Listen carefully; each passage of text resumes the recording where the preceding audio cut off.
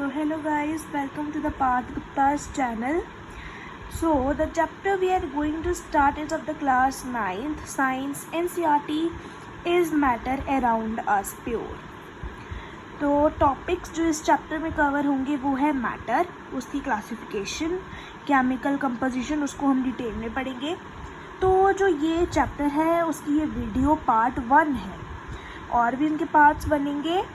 तो वो देखो कितने पार्ट्स बनते हैं, क्योंकि मेरे पास टाइम की बहुत शॉर्टेज होती है, क्योंकि मुझे और भी काम होते हैं। तो इसलिए मैंने इस पार्ट 1 में बहुत सी चीज़ें की हैं इंक्लूड। तो आप पहले ये देखना, फिर पार्ट 2 देखना। तो अगर आपने मेरा चैनल सब्सक्राइब नहीं किया है तो सबसे पहले सब्सक्राइब करिए, और इस चैनल और इस वीडियो को लाइक भी करिए, और सब्सक्राइब करने के बाद बेल आइकन को दबाना ना भूलना। So let's start. So class 9th ये केमिस्ट्री का पोर्शन है एनसीईआरटी का। Chapter 2 is matter around us pure. तो यहाँ पर सबसे पहले मैंने मैटर की डेफिनेशन बताई है।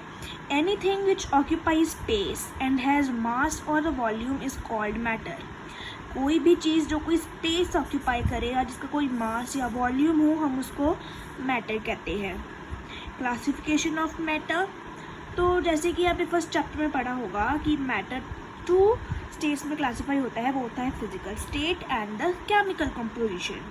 फिजिकल स्टेट के अंदर आता है सॉलिड, लिक्विड एंड गैस, और केमिकल कंपोजिशन के अंदर आता है प्योर सब्सटेंसेस और मिक्सचर्स।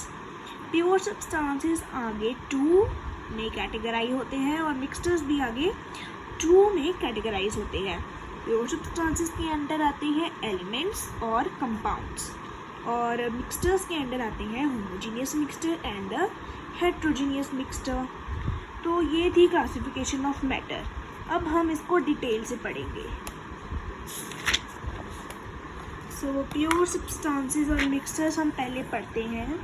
प्योर सब्सटेंसेस की डेफिनेशन दी है यहाँ पे, material made up of the same kind of particles.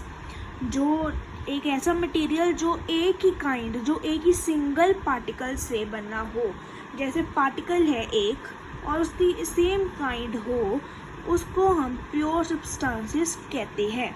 Example iron, copper, oxygen. और mixture, material made up of 2 or more pure substances. ऐसा मटेरियल जो 2 या ज़्यादा प्योर सब्सटेंसेस से बना हो, उसको हम मिक्सचर कहते हैं। Example soda water, sea water, air containing dust and smoke. यहाँ पे डिफरेंस दिया है फिर प्योर सब्सटेंस और मिक्सचर का। प्योर सब्सटेंसेस के डिफरेंस में सबसे पहले उनकी डेफिनेशन आएगी, जो हमने ऊपर ऑलरेडी डिस्कस कर ली है। सेकेंड आएगा they can not be separated by the physical methods, कि वो फिजिकल मैथड से सेपरेट नहीं हो सकते, बट जो मिक्सचर है वो सेपरेट हो सकता है। ऐसा क्यों नहीं हो सकता? क्योंकि प्योर सब्सटेंसेस एक सिंगल पार्टिकल से बना होता है, पर जो मिक्सचर है वो बहुत ज़्यादा पार्टिकल से बना होता है, इसलिए हम उसको सेपरेट कर सकते हैं। थर्ड है they have their own definite properties, they show the properties of their compounds. और फोर्थ में आपने एग्जाम्पल देनी है, वो भी हमने ऊपर ऑलरेडी डिस्कस कर ली है। अब है होमोजीनियस मिक्सचर और हेट्रोजीनियस मिक्सचर के बीच में डिफरेंस। होमोजीनियस मिक्सचर की एक यूनिफॉर्म कंपोजिशन होती है, और हेट्रोजीनियस की एक नॉन यूनिफॉर्म कंपोजिशन होती है। सेकेंड है these particles are not visible by the naked eye, the particles are visible by the naked eye. The particles cannot be separated by the filtration. The particles can be separated by the filtration. Example mixture of CuSO4 in H2O. H2O क्या होगा? Water, और CuSO4 copper sulfate. Example mixture of oil and water. तो ये थी homogeneous और heterogeneous mixture के बीच में difference. हम एलिमेंट्स और कंपाउंड्स भी पढ़ेंगे, पर वो हम लास्ट में पढ़ेंगे। फिर है सोल्यूशन। सोल्यूशन 2 चीज़ों से बनता है, एक होता है सोल्यूट और दूसरा होता है सॉल्वेंट। सोल्यूट की डेफिनेशन है substance which is present in the smaller quantity. Solvent, the liquid in which the solute is dissolved is called the solvent. कि टर्म से लिक्विड में जो सब्सटेंस ज़्यादा अमाउंट में लिक्विड में वो प्रेजेंट है, और जिसमें हम सोल्यूट को डिसॉल्व करते हैं, उसको हम सॉल्वेंट कहते हैं। और सोल्यूट जिसकी बहुत ही कम क्वांटिटी है, जिसको सॉल्वेंट में डिसॉल्व किया जाता है, उसको हम कहते हैं सोल्यूट। तो जो सोल्यूशन है वो 2 तरह के होते हैं, एक होता है सैचुरेटेड सोल्यूशन और एक होता है अनसैचुरेटेड सोल्यूशन। सैचुरेटेड सोल्यूशन क्या होता है, जिस सोल्यूशन में हम ज़्यादा सोल्यूट को जो स्मॉलर क्वांटिटी में प्रेजेंट होता है उसको हम डिज़ोल्व नहीं कर सकते एक गिवन टेम्परेचर पर। और अनसैचुरेटेड सोल्यूशन होता है solution which can dissolve more of solute at a given temperature, जो सोल्यूट को, जो स्मॉलर क्वांटिटी को डिज़ोल्व कर सकता है और एक गिवन टेम्परेचर पर, उसको हम अनसैचुरेटेड सोल्यूशन कहते हैं। Solubility. Solubility of substance is the amount of the solute present in the saturated solution of a substance. फिर है concentration of solution. Concentration of solution क्या होता है, is the amount of the solute present in the given amount of the solvent. कि जो solute है वो solvent में कितना present है या solution में कितना present है, तो उसके लिए एक formula होता है amount of solute divided by the amount of the solvent या solution.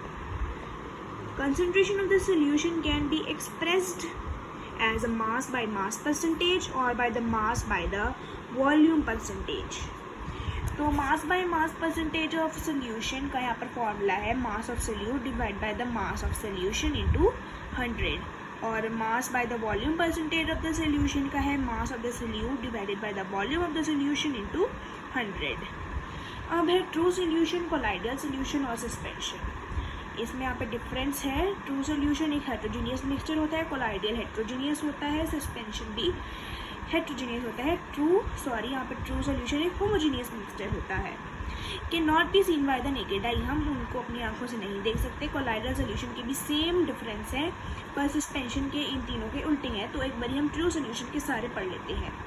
It is a homogeneous mixture, can not be seen bye the naked I, can not be separated by the filtration. और colloidals के बिल्कुल true solution से same है, और जो suspension है वो इन दोनों से उल्टे हैं। जैसे they can be seen through the naked I, they can be separated by the filtration. True solution example soda water, colloidal air containing dust and smoke.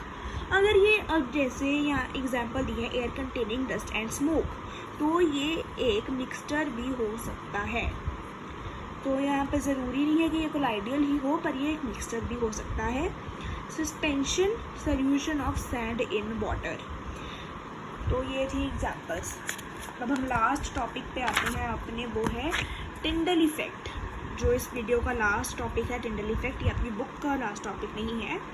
Tyndall effect होता है the scattering of the beam of light and the path of light becomes visible in the solution is called the Tyndall effect. For example, when the light enters the room through a small hole and a second in a dense forest scattering occur by the water droplets. तो ये हमारा होता है Tyndall effect. अगली video में हम पढ़ेंगे different separation techniques और भी चीज़ें पढ़ेंगे. तो अगर आपको मेरी वीडियो अच्छी लगी हो तो लाइक सब्सक्राइब ज़रूर करना, शेयर भी करना, और थैंक यू. और हैशटैग आपको याद रखना चाहिए keep learning with a Parth. और इस चैनल में हम और भी फन एक्टिविटीज़ करेंगे, खाली स्टडी नहीं करेंगे. मैं आपके लिए कुकिंग लाऊंगा, डांस लाऊंगा, सिंगिंग लाऊंगा, और भी फन एक्टिविटीज़ करेंगे. So till then keep watching learn with Parth Gupta.